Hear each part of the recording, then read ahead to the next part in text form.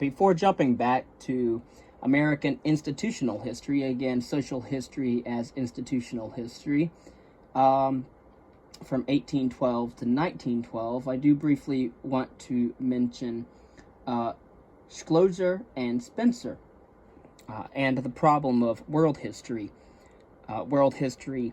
Schlosser and Spencer. The new task. The first half of the 19th century, again from 1900 to 1950, a time of faith in the oneness of human destiny, in the purposefulness of the world's order, and in the human ability to know, brought forth the most ambitious systems of world history. Indeed, Wilhelm Friedrich von Hegel's philosophy of history traced the whole course of the world spirit itself, an impersonal God fashioned by idealist philosophy, from total alienation from itself to complete unity with itself. Again, Ranke, who looked askance at history as philosophy, was indeed confident that the European state system and its overseas dependencies were a part of God's plan, guaranteeing meaning, order, and continuity.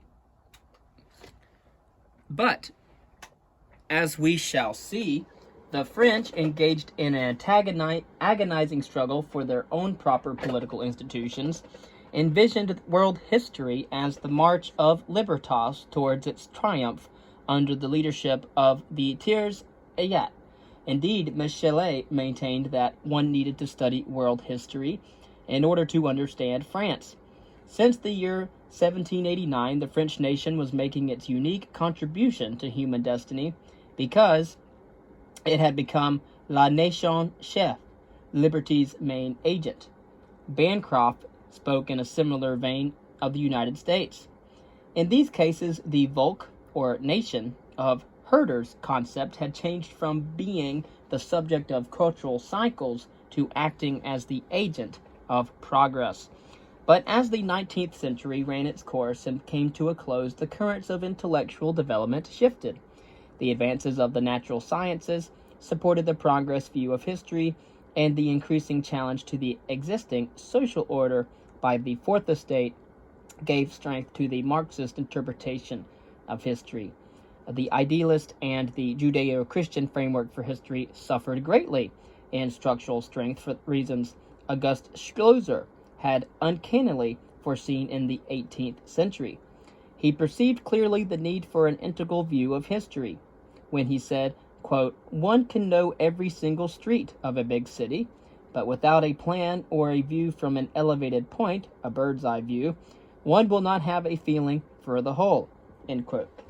With God and God's providence having been the final and immediate cause for all events, quote, "Universal history has so far been only a mass of data necessary for the theologian," again, in his biblical studies, which is not a subject at all, the philologist for his explanation for the Greek and Roman writers and remains Greco-Roman history, it was nothing but an auxiliary science. It would now need to be replaced by world history, which is a systematic compilation of factual statements by means of which the present changed condition of the earth and mankind can be causally understood. A task not performed. Schlosser's New World History as a synthesis of facts was not forthcoming in the 5 decades prior to the year 1914. From the ruins of Hegel's philosophy of history had risen the Marxist interpretation of history, speculative in manner and not a truly empirical world history. The Christian framework that for centuries had served to uphold a universal view of history had not received a refurbishing since the attempt to update the periodization in ages.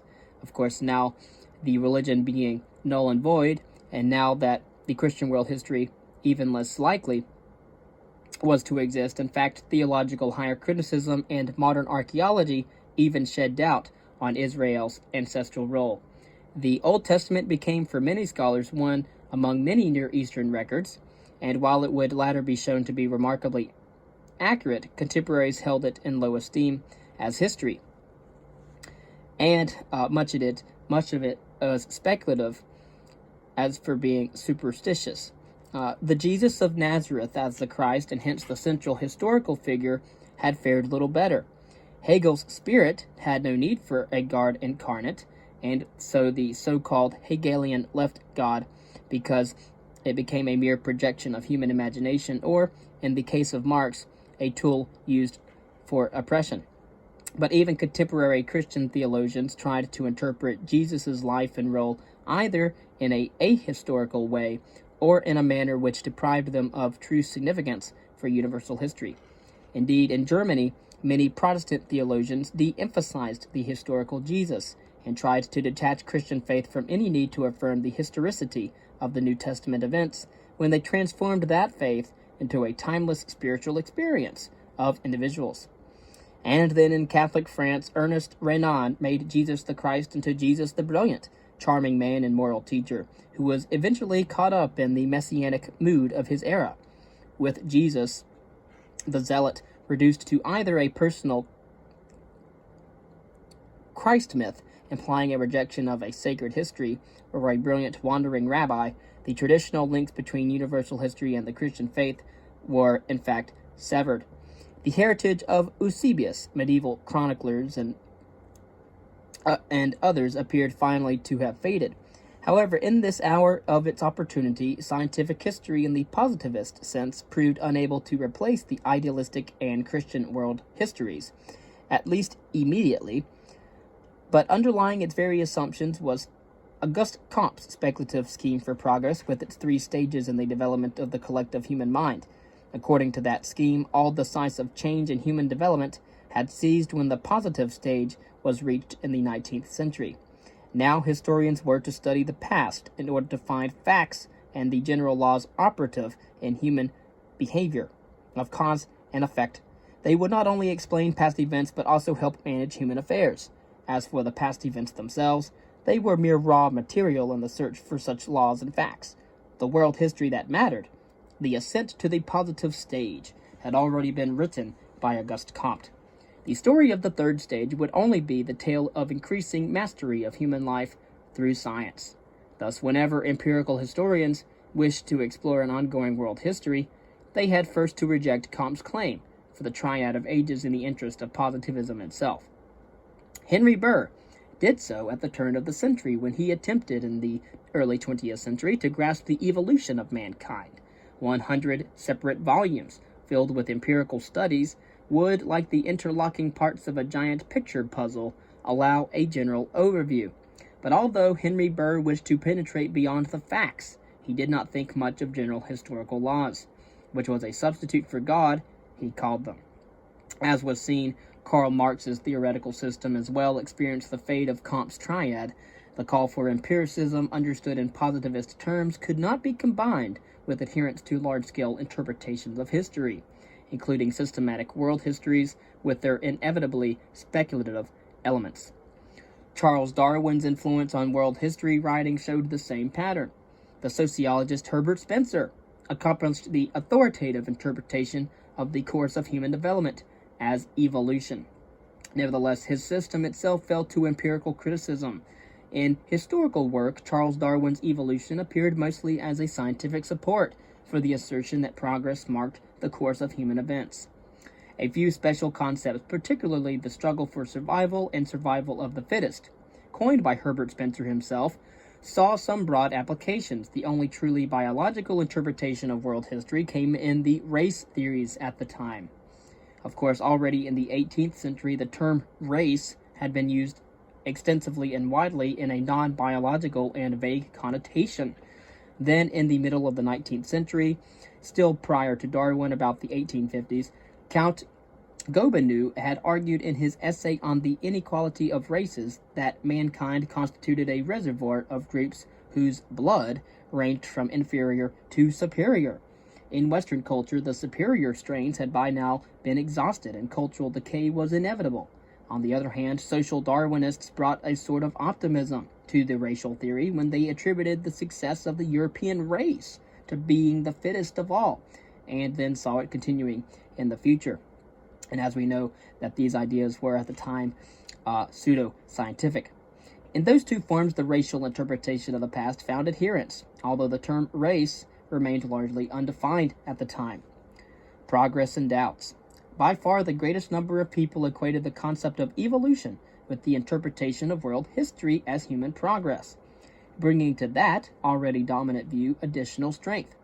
At a safe distance from biologism and positivist empiricism, Lord Acton in the year 1898 restated superbly the view of universal history based on human progress. Quote, by universal history, I understand that which is distinct from the combined history of all countries, which is not a rope of sand, but a continuous development, and is not a burden on the memory, but an illumination of the soul. It moves in a succession to which the nations are subsidiary. Their story will be told, not for their own sake, but in reference and subordination to a higher series, according to the time and degree in which they contribute to the common fortunes of mankind. But even in the contemplation of world history, undercurrents of doubt were already surfacing on occasion. It was indicative for the presence of grave doubts about progress, both of distrust of the new industrial mass society, that an American wrote The Law of Civilization and Decay. In that work, Brooks Adams proclaimed the West had reached its end state. The economic mind, governed by greed and fond of accelerated innovation, as well as of ruthless efficiency, had finally prevailed over the imaginative mind that had marked the attitudes of peasants, warriors, saints, and thinkers. In the stable situation around the 1900 time, the book caused few ripples. That was also true of the ominous prophecies of dark developments to come by critics from de Tocqueville to Jacob Burckhardt, and of Nietzsche's prediction of the advance of nihilism as the penultimate product of the rationalist technological civilization.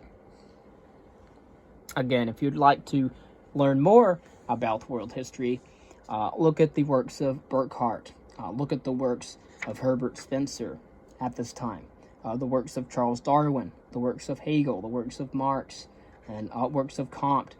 And although these were not histories in a strict sense, they were very historical in a loose nature.